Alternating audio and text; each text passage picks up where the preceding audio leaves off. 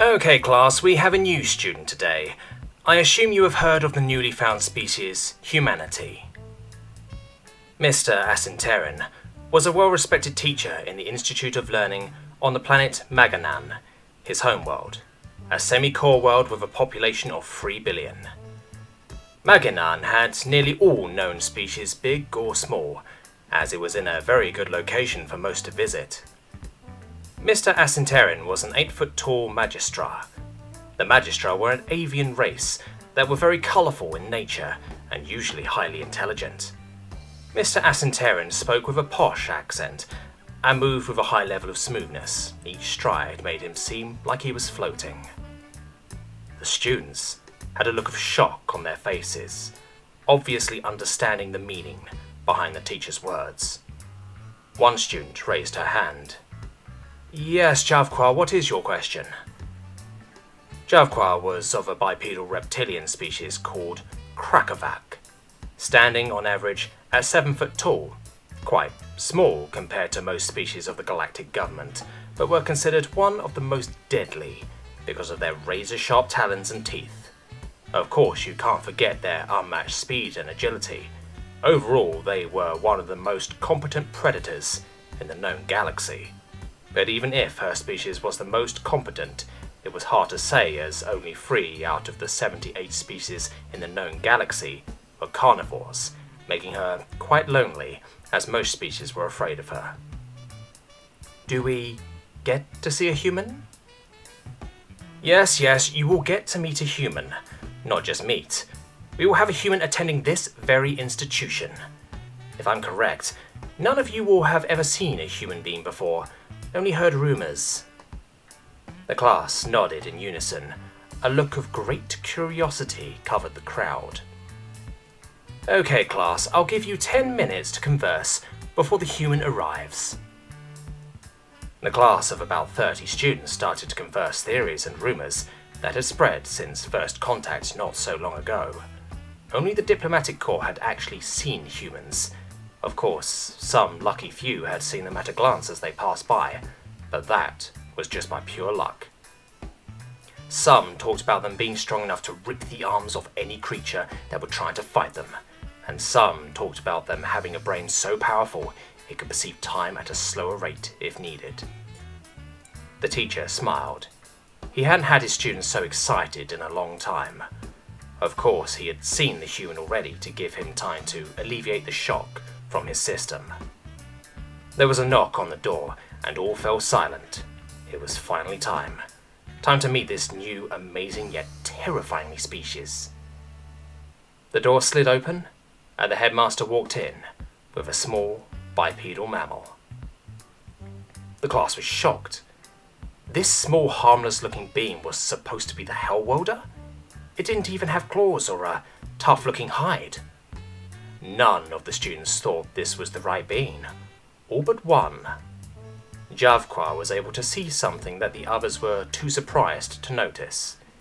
The amount of thick muscle showing through its skin.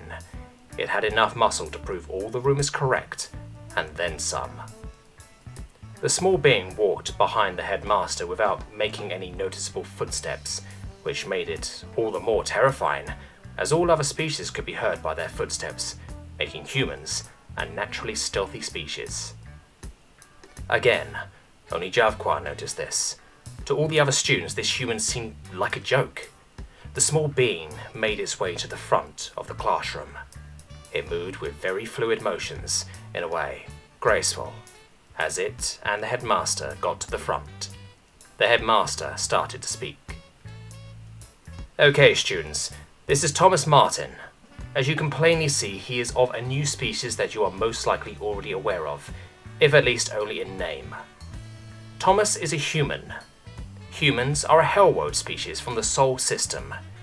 If you have any questions for Thomas, you may ask them now.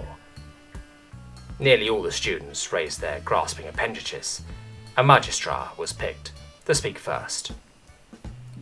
Not to be rude, but why are you so small and weak-looking if you're a Hellworlder? You don't even have claws? Thomas was a little shocked at the bluntness, but answered anyway.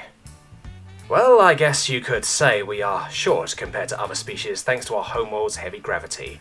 The other things are a little harder to explain, as it is thanks to evolution and not something we could really change.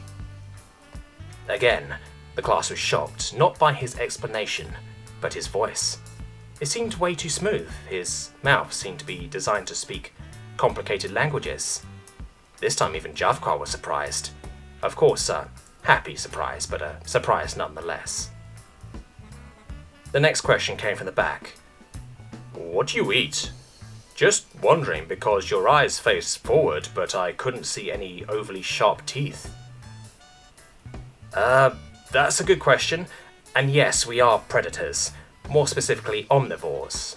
That also explains our teeth, as most of the back ones are designed for plant matter, but if you look closely, Tom pulls his lips up to show his teeth.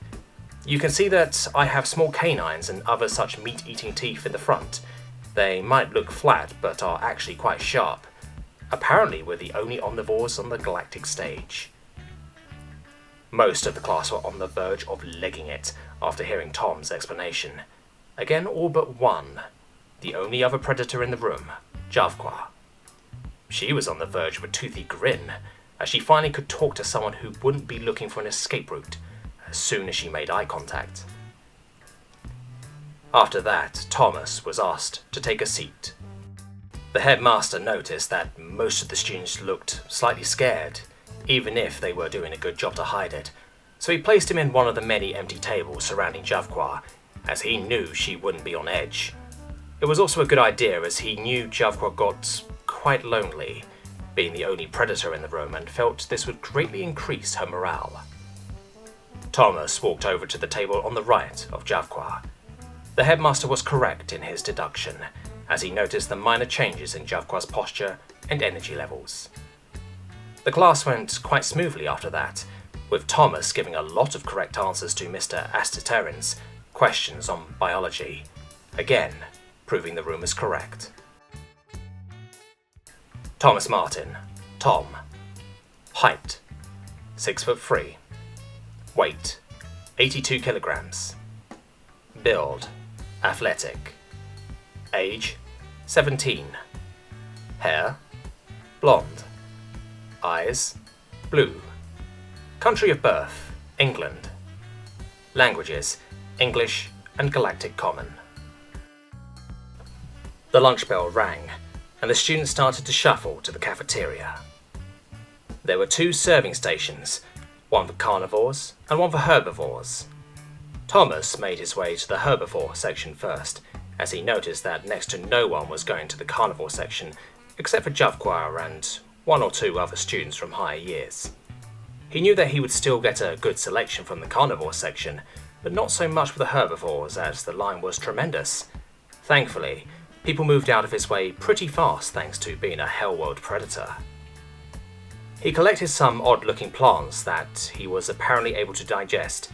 Then again, he could apparently digest all xenofood and even xenochemical weapons, such as icy death, which is basically just mint gas and is highly refreshing for humans, not so much for the rest of the galaxy. He then made his way to the non-existent line for the carnivore section. After picking up some delicious-looking steak-type thing and a couple of big sausages, he made his way to the one friend he made during class, Javquar. Javquar was sitting alone. It was to be expected, but still made him sad to watch, without even realizing he had made his over to her table and sat down, startling Javquar. Tom found it slightly amusing to watch other sentients jump in shock when they would finally notice him. After composing herself, Javquar greeted him. "Hi Thomas, good to see you again. You really scared me." "Yeah, that seems to happen a lot. Anyway, my friends call me Tom. I prefer it." "Okay, Tom." Javquar played with the word in her mouth and started to smile. Tom smiled back. They both started to giggle after realizing the herbivores in the room were all staring at them with fear plastered to their faces. While digging into his meal, Javquar raised a question. "Tom, may I ask how your species would hunt when you were all still primitive? It's been plaguing my mind since I first saw you. Sorry if it's an odd question." Tom found it cute when Javkar was embarrassed. It was starting to become a highlight for him. To answer your question, we were persistence hunters, mainly, meaning we would constantly chase our prey till it collapsed from exhaustion. Javkar's shock was evident. You would be great at sports events that include running then, wouldn't you? Javkar made a little laugh. I guess you could say that, Thomas said, wily. Thomas and Javkar finished up their food and took the trays to the drop-off table. After dropping them off, Tom and Javkar made their way to the garden zone of the institution and conversed about things from their homeworlds. Javkar was speechless when Tom nonchalantly said that large movements in the tectonic plates were common. So common they had a species-known word for it. Earthquakes were apparently their name. They even had a class system for different types of these earthquakes. They spent the rest of lunch conversing about different types of natural disasters and their effects. Javkar was in a constant state of slackjaw, to the point where Thomas was able to count the number of teeth a Krakovac had. On their way back to class, Tom could see two Magistra fighting over a girl. To be honest, it wasn't hard to notice with the cloud of colourful feathers surrounding them. He tapped Javkar's shoulder and pointed at it, as she somehow hadn't noticed it. Then again, it was over on the other side of the garden zone. Javkar gave him a confused look. There are two Magistra fighting over a female over there. Can you not see them? Tom asked, quizzically. How can you see that? All I can see are two blurry dots in the distance. This surprised Tom, as the fight was very visible, so visible he could see who was winning. After a very confused Javkar, they made their way inside. Everyone was pushing and shoving to get back to their classes, yet still took a wide berth around the two predators when they got close, making the race to class more of a leisurely stroll.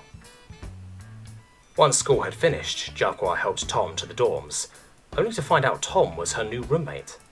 Apparently it was because of her being the only other predator in his year. Hearing this news, Tom's face went bright red, which surprised Javkar as she didn't know he could physically do that.